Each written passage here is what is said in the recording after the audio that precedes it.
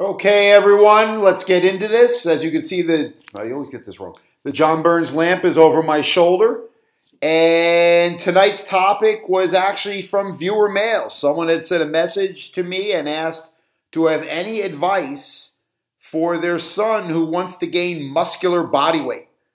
And I do.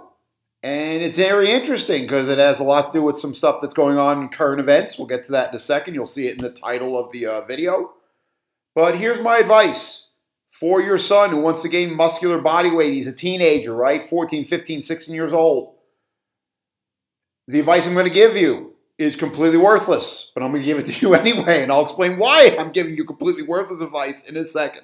Well, nothing ever takes a second with me, but I'm going to tell you eventually why the advice is worthless. So the first thing you want to know is how much food to eat. If you're going to gain weight, you're not going to make it out of thin air. The general rule that I use is very simple. There's actually 3 options you have here. Number 1 is take whatever you're currently eating and add another 10% to that. You could also take your current body weight, say you're 140 pounds, provided you're not doing any extra activity, sports, running, anything like that. Take your current body weight, multiply it times 20. So for a 140-pound kid, that would be 2,800 calories a day. I believe I've seen Lyle McDonald say at times you want to do about, I think it's whatever you're eating plus an additional 250 calories on top of that. You also want to make sure you get adequate protein. You can't build muscle again out of thin air. So if you can get between 0.75 to 1 gram of protein per pound of total body weight, that will also help. Now, some people will hear that and be like, wait a second.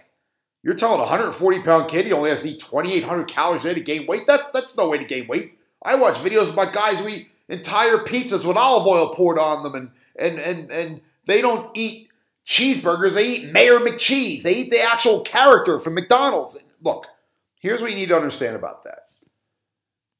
Rules apply differently for genetic freaks. Rules apply differently for people on steroids. And rules really apply differently for genetic freaks on steroids. For the average person, there's this concept that's known as nutrient partitioning.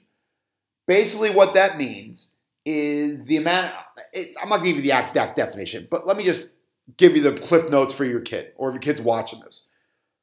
Pretty much the better you are partitioning the nutrients, specifically the protein you take in, the better your results are going to be. So people with really good nutrient partitioning, when they eat, say, an extra 1,000, 2,000 calories, it all basically gets turned into muscle and none of it gets turned into fat. And people with really good nutrient partitioning, when they cut out 1,000 or 500 calories from their diet, all the weight they lose is all from fat and none of it's from muscle.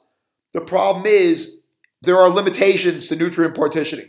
And unless you are a genetic freak who has superior ability or a roid head who the steroids help with it, you're going to find that you are limited in your ability in nutrient partitioning.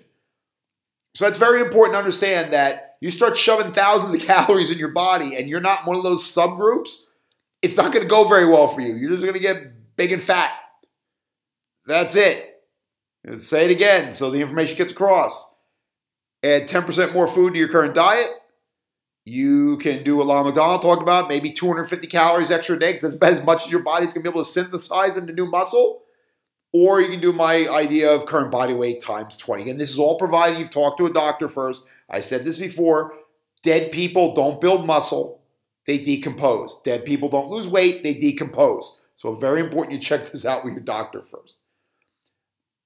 Basically what's going to happen is if you do, I've listened to strength coaches talk for like hours on this topic, on like what's the ideal number of calories to lose weight. The fact that I'm that short about something, that I can be that precise and exact, that me, long-winded, big-mouth me, can have such a simple answer to something is pretty amazing. And again, that's because of the limits of this ability to partition nutrients. There's only so many calories you can turn into muscle before your body has to turn them into fat. And unless you're special, it's not going to happen. The second thing I'll tell your son is what you want to do is engage in a consistent weight training program using pretty much the same exercises all the time so you can get really good at them, so you can start adding weight to them and get stronger. I mean, 90% of what's going to make you bigger is going to be you getting stronger. The problem with giving somebody that advice, and first of all, the problem is most young men, I see this in the gym all the time. They walk in and say, hey, we'll do chest. I know I did chest yesterday. I'm going to do back. Okay, we'll do back. They're not on a consistent program. Or they'll see they're like a bass swimming around in the water, right? They see the next shiny object and they bite a hold into it. I can't believe I just compared your kid to a bass, but whatever, right? They need a solid, consistent program. Why? Because that's the only way it's going to work. Your body needs something to adapt to. And likewise, if the program doesn't work, the only way you're going to figure out what's not working or not is by being on a consistent program.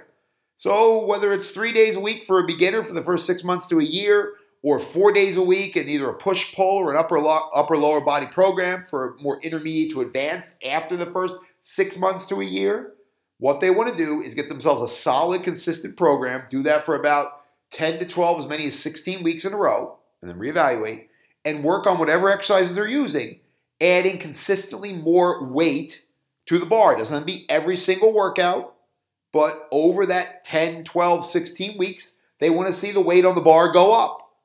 It's that simple. The problem with that is, and this is what's going to happen is, and this is why I said, how do I put this without being too politically offensive? Not that that matters to me, but when it comes to the human body, the concept of equity is complete nonsense. I don't care what Bernie Sanders tells you. I didn't need to make that comment, whatever. But equity when it comes to exercise is nonsense. And I have in the show notes the perfect article, which basically tells you why that is. It's written by a go figure Lyle McDonald, and it talks about all the different factors that make people strong. So if I'm telling you, outside of the calories, that the number one thing you need to do is to add more weight to the bar, which technically means you need to get stronger to build muscle, all those advanced techniques like strip sets and forced negatives, right? And having people stand on the bar and resist the bar and going down the rack with the side raises. All that stuff is really what advanced exercises have to do when putting more weight on the bar is no longer tenable, either from a progression standpoint or from a joint health standpoint. 90% of what's going to get you to where you need to be in terms of muscle size is going to be from you progressively getting stronger over time.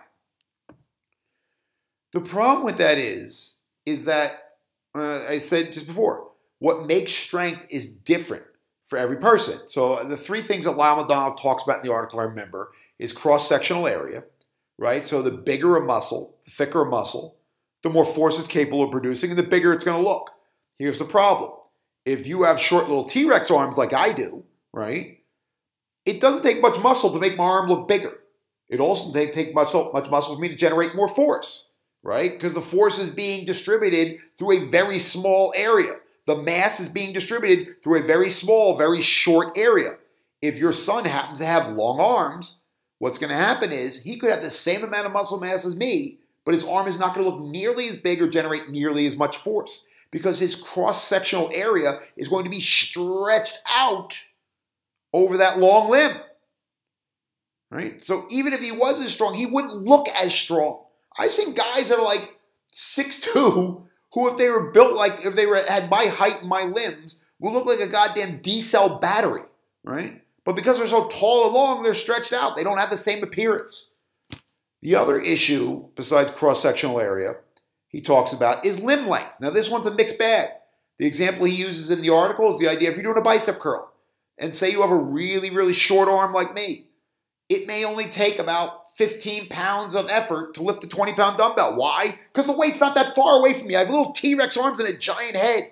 The weight just is not that far away from my elbow joint. It doesn't have to go very far, so I don't think there's much effort to pick the weight up.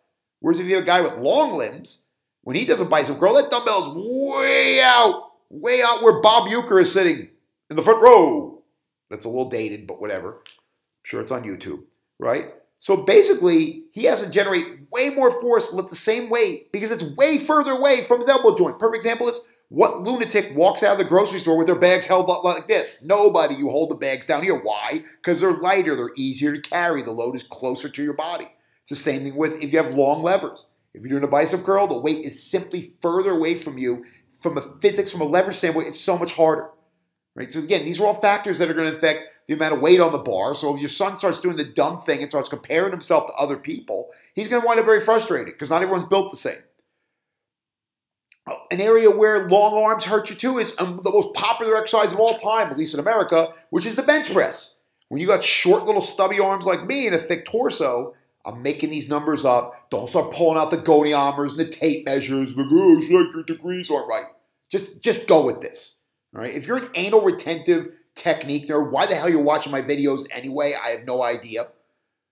But for me to bench press with my short little arms and my torso, the bar may only have to travel 16 inches off my chest, right? But for a guy with longer arms, it may have to go 20, 22, 24 inches out, right? Before his arm reaches full extension. Of course I'll be able to lift more weight. I don't have to lift the same amount of weight, the same amount of distance. It's way less work for me.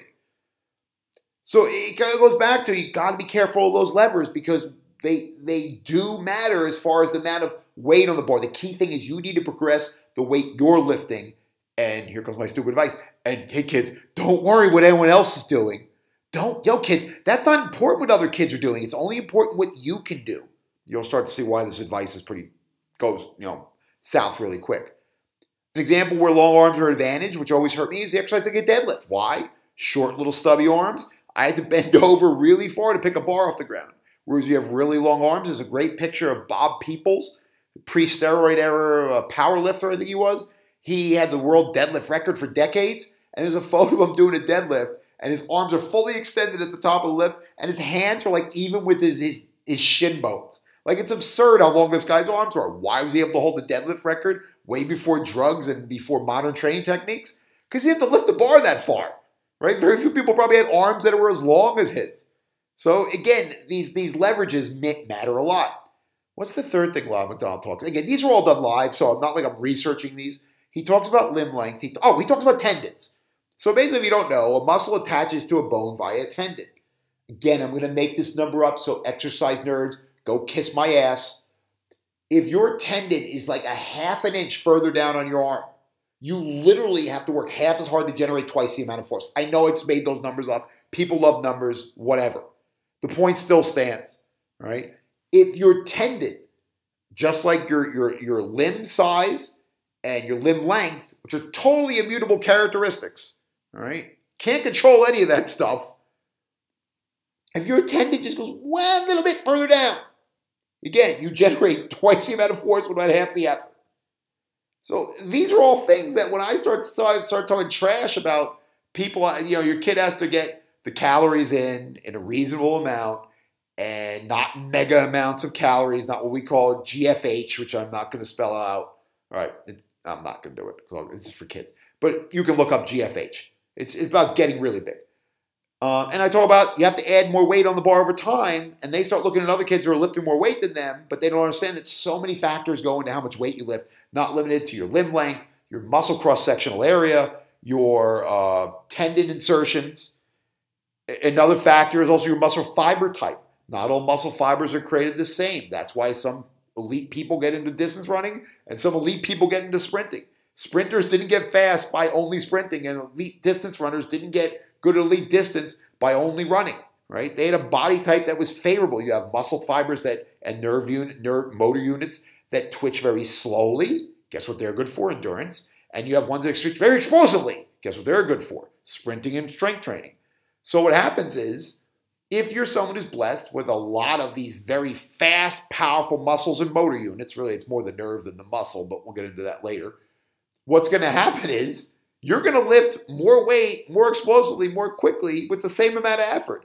And it doesn't matter how many boxes you jump up and down on or how many powerful push-ups you do. If you don't have the wiring for it, yes, you can improve, but you're never going to be incredibly powerful and explosive. It's a wiring issue. It was said a long time ago, when your mom met your dad, then the sparkle in the eye, and the next thing you know, 9 months later, and no one's getting any sleep. That's when, if you're going to change it, you have to go back to doing it then. Whatever, I'm not going to say that. So there's the advice and the warnings. The advice of the calories you need. I can't believe I was that quick and specific. Usually it's me going on for an hour and 10 minutes instead of giving 3 quick pieces of advice, plus the protein. And there's the strength training advice. Get on a consistent routine. Don't go in the gym on Monday and not know what you're supposed to do. And then when you know what you're supposed to do, don't not know what exercises you're supposed to do. you're either benching or you're doing dips or you're doing whatever you're doing, but you're going to do it on that Monday for the next 12 to 16 weeks. That consistency will let you build strength and technique, and you'll be able to progress better over time versus just, hey, what are you doing today? I don't know. What do you want to do? That doesn't work. So I've given you both those pieces of advice. I've talked about the caveat warning about eating too many calories and why it doesn't work for normal people. I've talked about the caveat warning about, yes, you need to get stronger over time, but why that's a mixed bag and why kids got to be very careful to only compare themselves to themselves and not other people. But now here's what I'm going to tell you: the advice is worthless. Because when I tell your kid about nutrient partitioning, and I tell your kid about being on a consistent routine, and I tell your kid about limb and lever lengths, you know what happens to that advice? Shh, right over their head. And you want to know why this advice is worthless? Well, kind of worthless. Because this isn't a head issue, parents. This is This is a heart issue. It's not a head issue, it's a heart issue. And the perfect example of that was the debacle that happened in Hollywoodland last weekend. I left another article in the show notes written by a guy named Tim Larkin that deals with the aspects of violence. I'm not going to get into that. He deals with that perfectly. You should watch that. You probably should watch it with your kid. All right? It's very important, especially that young men hear the advice that Tim Larkin gives in that video. But what I want to get into is kind of why this advice is more about the heart and not about the head. Because while kids are dumb, they're not stupid. Let me repeat that. Kids, if you're listening to this, you're dumb. You're just dumb. Trust me. I don't care how many advanced calculus classes you're in. I don't care, oh, Shank, you're working in a gym or I'm going to Ivy League school. You're still stupid. You're still dumb, but you're not stupid. You're dumb. You lack experience, but you're not stupid. Right? They can see what happens in the world. They can see that Will Smith went up there and slapped a guy in front of 15 million people. And not only was he not thrown out of the building, he was not arrested. He wasn't even thrown out of the building. Now, I promise you, if you or me had done that, at best we would have been asked to leave. The odds are very strongly we would have been arrested for assault. I don't care if it was open palm, closed fist, whatever it was. I don't care if the guy went down or not. We would have been at least thrown out if not arrested for assault. And I'm telling you this from personal experience, kids and parents. That whole episode where he sat in the seats with the vein popping out of his neck like I do when I talk about pizza, and he's screaming and cursing, that's menacing. I'm telling you it's a personal experience. If you do anything other than put your hands in your pockets and smile while vile things are being said to you, you have a good chance of not being thrown out of a place, even your own home. You have a good chance of being arrested for threatening somebody. So people in this world are rich and famous, in this specific instance, are obviously treated differently. Again, kids are dumb. They're not stupid. They see that. They know not everyone's treated equally. I'll give you another example, and I promise you this. I'm like Poppy from Seinfeld, if you remember that, when somehow Seinfeld was talking about abortion. Why? I have no idea.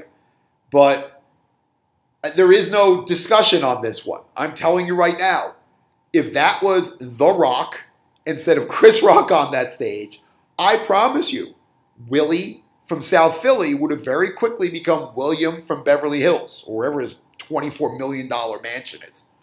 All right? If that was Jason Statham, not necessarily a big guy, but a trained, legitimate martial artist up there, I bet you Will Smith, who played Muhammad Ali, but wasn't Muhammad Ali, he gave a dirty look, but he wouldn't have gone up there and hit anybody. All right? So kids, they see that Chris Rock's a small guy. That's why he's got a wise-ass mouth. Because he's not Helio Gracie. He's a little guy who can't do Brazilian Jiu-Jitsu. So he had to learn his tongue instead of his fists because they really weren't an option for him.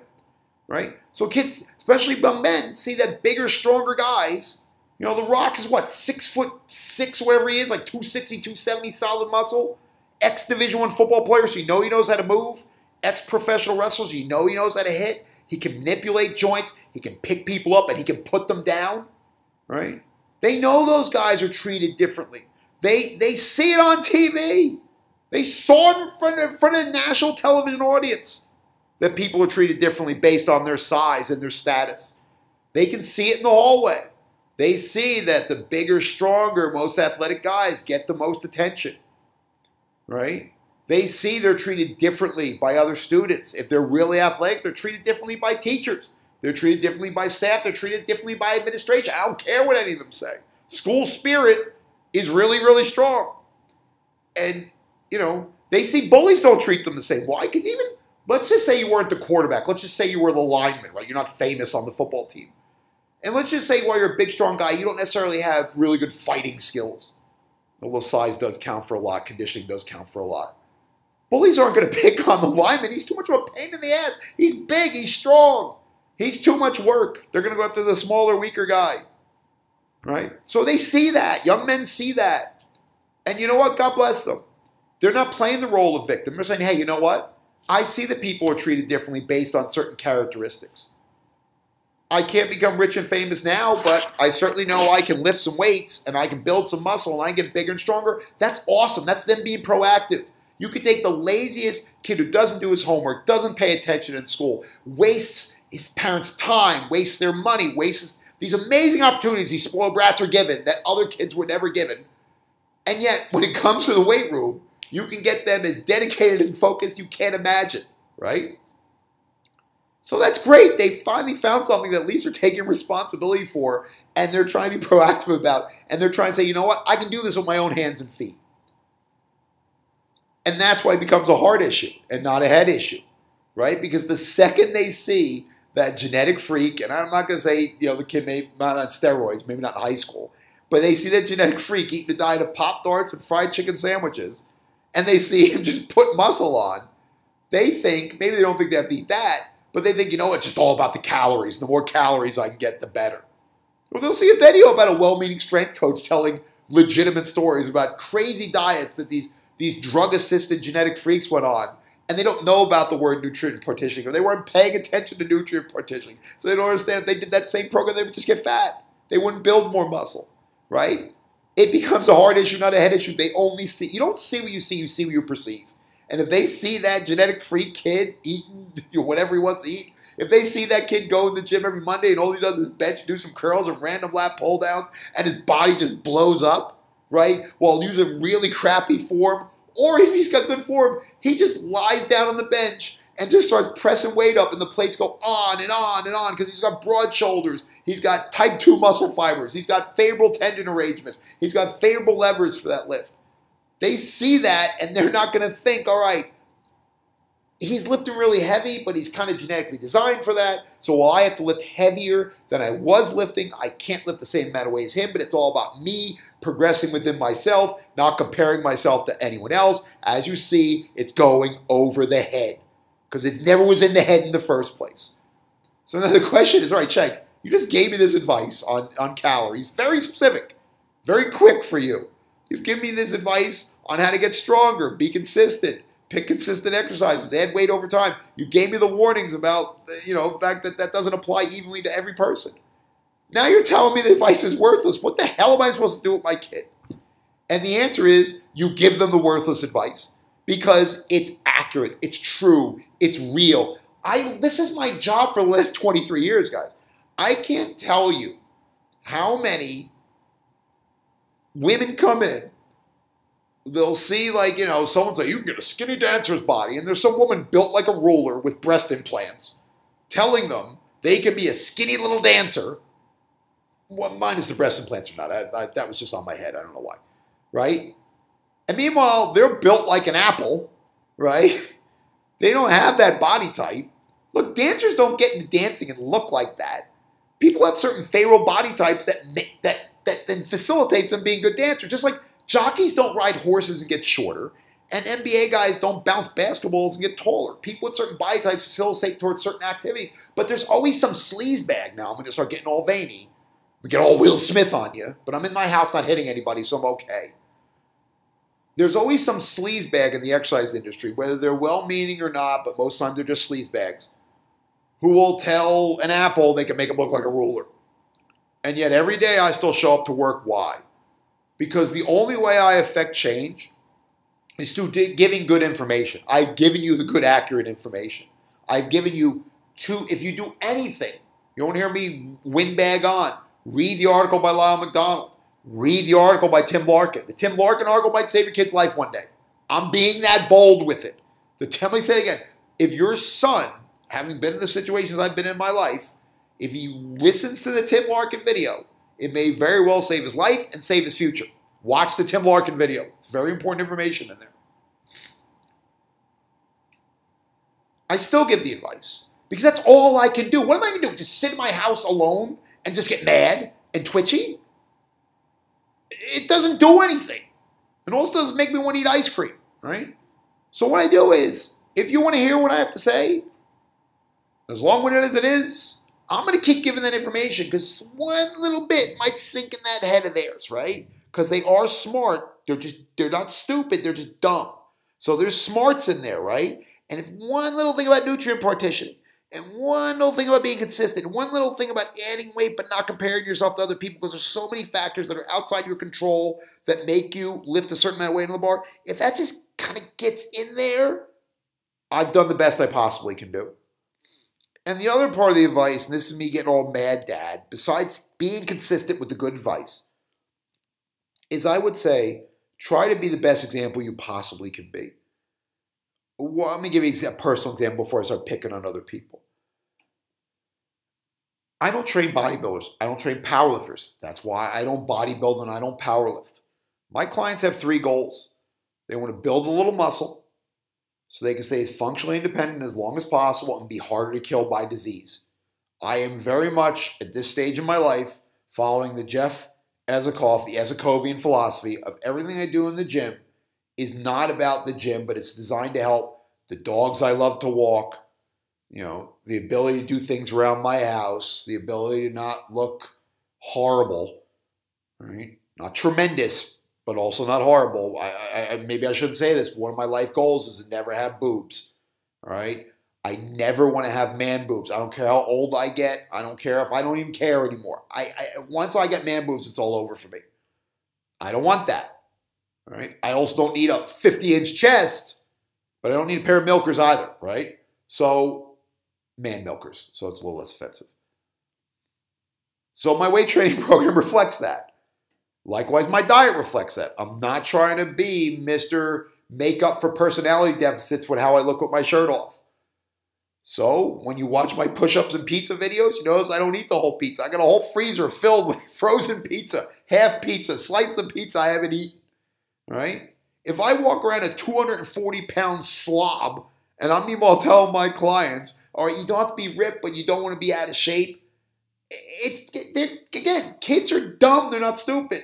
They're going to know you're full of it when you're giving them advice. I remember when I was a kid, there was that commercial, right, with the kid, and he's like listening to the headphones and his music, and his dad walks in with that stash and the mustache and the stash, and he has the cigar box, and it's filled with like every possible drug you could imagine. Because that's what drug addicts do. They do a little heroin, a little marijuana, a little coke, a little a little pills. The typical drug addict loves a cornucopia of narcotics. And the father opens the cigar box with all the drugs. And he goes, "Where did you learn how to do this stuff?" And the kid goes, "You. I learned it by watching you." So if you want to know where your kid's getting bad habits as far as health is concerned, where they're not prioritizing health, where they're putting other things as ahead of being healthy. Sometimes, not all the times, I realize people along the economic spectrum are in way different situations. But the first place you should seriously start looking is you. If you're a parent and you're telling your kid not to have unrealistic expectations, but you're watching the latest Tracy Anderson video, which is, I can make anyone into a skinny dancer, you might want to start with you. All right. Just like if you're the overweight personal trainer who's eating pizza every night and you're complaining that your clients won't listen to you, I'm not saying they should not listen to you because your advice is solid. I'm saying maybe you should also take a look at you because sometimes the vessel the information comes through does matter. It usually matters how correct your information is too. We won't get into that. But I've gone on long enough. My God, I am the only man who could sit here and talk for over a half hour in a house alone about a topic like this. So in summary, if you have a son or maybe you have a daughter, I don't know, but 100% of the time I've dealt this with sons. And he wants to get bigger and stronger. You have the calorie advice that I put in the beginning of the video. I'll put in the show notes the timestamp. You have the strength training advice. You have my caveat that all of that will go right over their head because you now know this has nothing to do with intellect. It has everything to do with teenagers. The most important thing to them in the world is where they stand in the world, their little social circle, right? Remember, they can still. You can't say this. How do I put this? Let me just put it like this so I don't say anything insane. It is very important where they stand in the hierarchy. And a lot of what puts certain people in the hierarchy is stuff you can't change, but there are certain things you can change. And they're constantly looking for those things. And I think one of the most wonderful things your son can do is be proactive and not be a victim. And look, we're all been dealt a hand of cards. Your job is to make the most out of the hand of cards you've been dealt. All right? Oh, I'm getting a little boogery here. This isn't emotions, by the way. I literally have allergies. And I think my pill, which is 24 hours, I think we're at 24 hours and 1 second right now. So before I start getting snotty all over the screen, let me summarize. I think it's awesome your son wants to build muscle and gain weight, but there's a right way to do it. There's a wrong way to do it. There's a realistic expectation you can have, and there's an unrealistic expectation you can have. And yeah, so that's it. I think it's fantastic that he wants to do this or she wants to do this. But as a parent, you have to understand what you're working with. They're not living in the same world. As adults, we kind of know where we are in the world. I know I'm a personal trainer who lives in Hamilton, New Jersey. I have no illusions that one day I too will be able to slap a man in the face in front of 15 million people and not go to jail for it. I've come okay with that station in my life. But they don't quite have that yet. And it's really hard for them because, you know, their whole life is about that social hierarchy and that social circle and jockeying for that position. I would never want to go back to that aspect of my life, not knowing who I am, and every day is a struggle to try and get ahead when that's the last thing you're doing. You're trying to make the most of who you are, which is kind of what they're trying to do in the weight room. So give them the best advice possible. Like I said, I'll put the timestamps in the video, so I very much doubt kids who barely have the attention level to watch TikTok will have the attention level to watch me and my bald head talk for 32 minutes straight. And that's it. That's the weight gain video, and I will see you. Actually, I'll see you tomorrow when we do the Papa John's New York style pizza. So if you're part of the, I know some of my clients are not part of the pizza part of push-ups. Some of them don't give a crap about the push-ups. They only care about pizza. Whatever. I'll be on here tomorrow. Push-ups and pizza. Thank you everyone for watching, and talk to you later. Bye.